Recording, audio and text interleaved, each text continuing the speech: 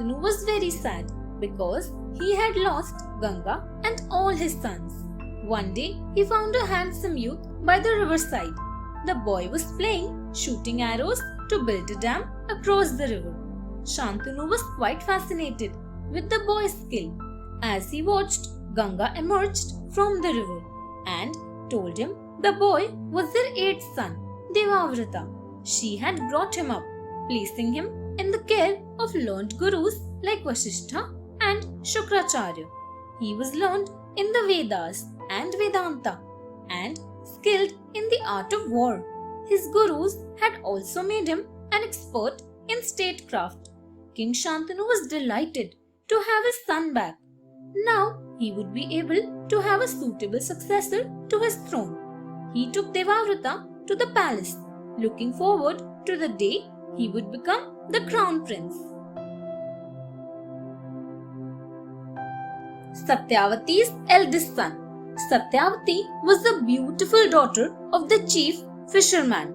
She had a very special fragrance which people could smell from a long distance away. She was a Gandharva's daughter, born through a fish. Therefore, when she was born, she smelt like a fish.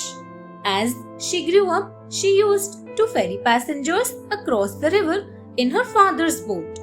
One day, sage Parashar had to be ferried across. He fell in love with her beauty. She was afraid that he would curse her if she rejected him. So she kept quiet. In return, the sage gave her the blessing of the special fragrance. Her eldest son, Vyasa, became a very learned sage, like his father Parashar. Vyasa gave her a promise that whenever she thought of him, he would come to her for whatever service she needed. It was a promise he kept all through her life, and later to his sons and grandsons too.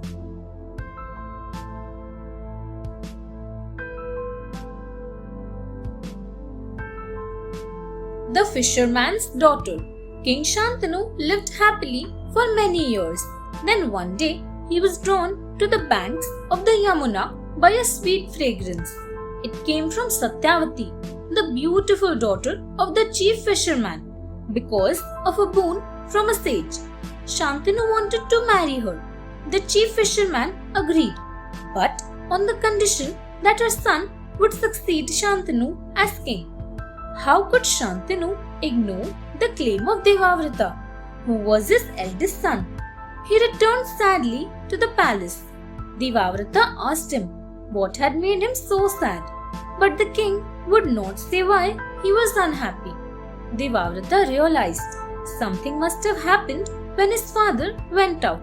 So he found out the truth from the chief fisherman, and there he took a vow to remain unmarried all his life, and that Satyavati's son would be the next king. The heavens showered flowers on him and named him Bhishma.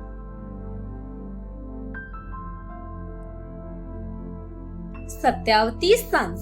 Bhishma led Satyavati to Hastinapur, where she married King Shantanu. They had two sons, Chitrangada and Vichitravirya. Chitrangada succeeded Shantanu, but unfortunately he was killed in a battle with a Gandharva. He died childless. So Vichitravirya was crowned the king of Hastinapur. Vichitravirya was a minor. Therefore Bhishma guided him and ruled as his regent till he grew up. When he was old enough, Bhishma looked for a suitable wife for him. He heard that the king of Kasi was holding a Swayamvar, as was the custom for his daughters Amba, Ambika and Ambalika. He went to seek their hands for Vichitravirya. Many mocked him for being old.